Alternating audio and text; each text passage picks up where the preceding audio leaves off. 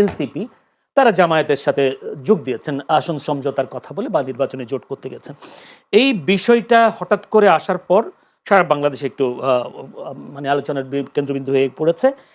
NCP জামায়াতে কেন যোগ দিল? আমার প্রশ্ন একটা, এই জামায়াতে যোগ দিলে ওদের লাভও কি বা ক্ষতি কি হতে পারে? আচ্ছা, এই প্রশ্নটা একটু পরে আসি।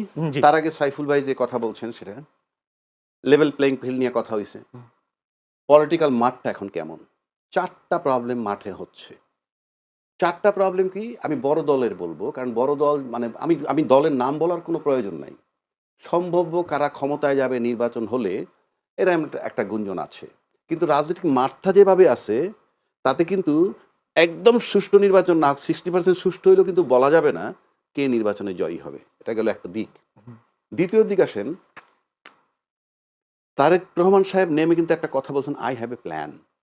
সেই প্ল্যান উনি ডিসক্লোজ করেননি। সেটা যখন করবেন আমরা হয়তো জানতে পারবো, এবং সেটা তাকে নির্বাচনের আগেই ডিসক্লোজ করতে হবে আমি মনে করি। কারণ তা নইলে আপনি আই হ্যাভ এ প্ল্যান বললে এই শব্দের উপরে তো আমি নিয়মের কথা বলছি, এই শব্দের উপরে আমি কেন ভোট দিব? কথার কথা বলছি। আপনাকে প্ল্যানটা ডিসক্লোজ করতে হবে if you want to attract the voters. সেই কারণে এবার আসেন মাঠে কি হচ্ছে।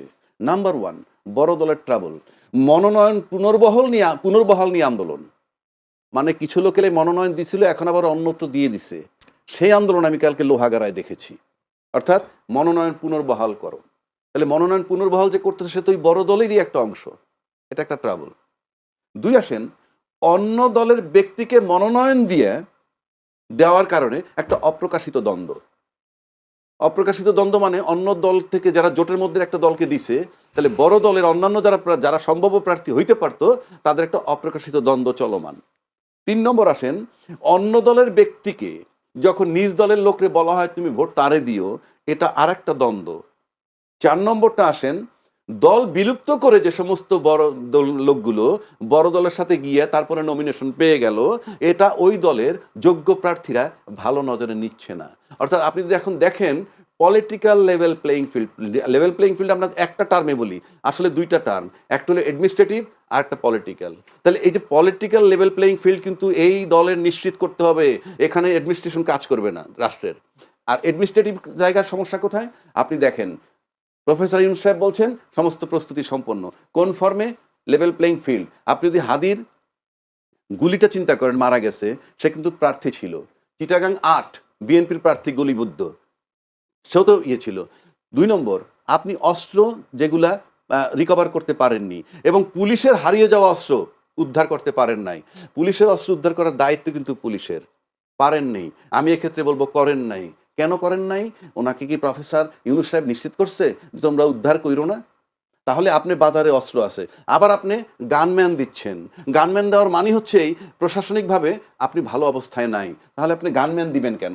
তারপরে যদি আপনি আসেন, এই হাদি হত্যার বিচারের দাবিতে ইনকিলাব মঞ্চের কিন্তু প্রতিদিন কলেবর বৃদ্ধি হচ্ছে, এটা আপনাকে মাথায় রাখতে হবে। এরা কিন্তু নির্বাচন পর্যন্ত থাকবে মাঠে। পাশাপাশি সৈয়দা রেজওয়ানা উনি বলছেন এই সরকারের মেয়াদেই হাদি হত্যার বিচার হবে, আপনার মনে আছে? এটা বলেছেন। আপনি ফেব্রুয়ারি 12 তারিখে চলে যাবেন, আপনি এই মেয়াদে কিভাবে বিচার করবেন? এটা কিন্তু কি ইন্ডিকেট বহন করে? তাহলে কি নির্বাচন পিছাবে না কি? একটা প্রশ্ন আসে ন্যাচারালি, আপনি ফেব্রুয়ারির মধ্যে নির্বাচন করবেন কেমনে? আপনাদের আরেক উপদেষ্টা আসিফ নজরুল সাহেব বলছেন এই পুলিশ রিপোর্ট আসার পর পরবর্তী 90 দিনের মধ্যে বিচার করবেন। Very confusing.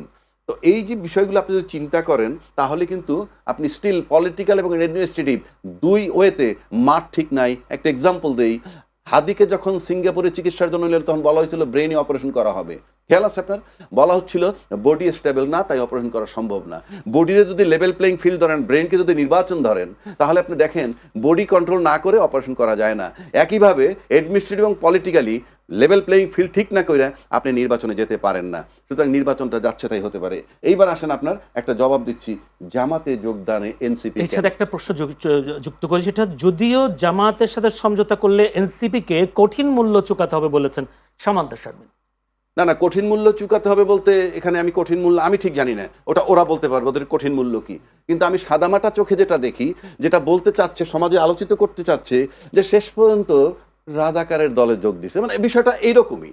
আপনি যদি সিম্পল আসেন, বাংলাদেশে যে দ্বিদলীয় শাসন আমরা দেখে আসতেছি দীর্ঘ 53-54 বছর, আর যদি 90-এর পরের থেকে ধরি তাইলেও আপনি মনে করেন 35 বছর। এই 35 বছর কিন্তু দ্বিদলীয় শাসন, হয় আমি ক্ষমতায় নয় উনি ক্ষমতায়, এই কায়দায় চলে আসতেছে। এই দ্বিদলীয় শাসনে জামাতকে ব্যবহার করেনি কে? জামাতকে মন্ত্রী বানানো হয়েছে, এরশাদপত্র আন্দোলনকে জামাতকে সাথে নেওয়া হয়েছে কি? নাই।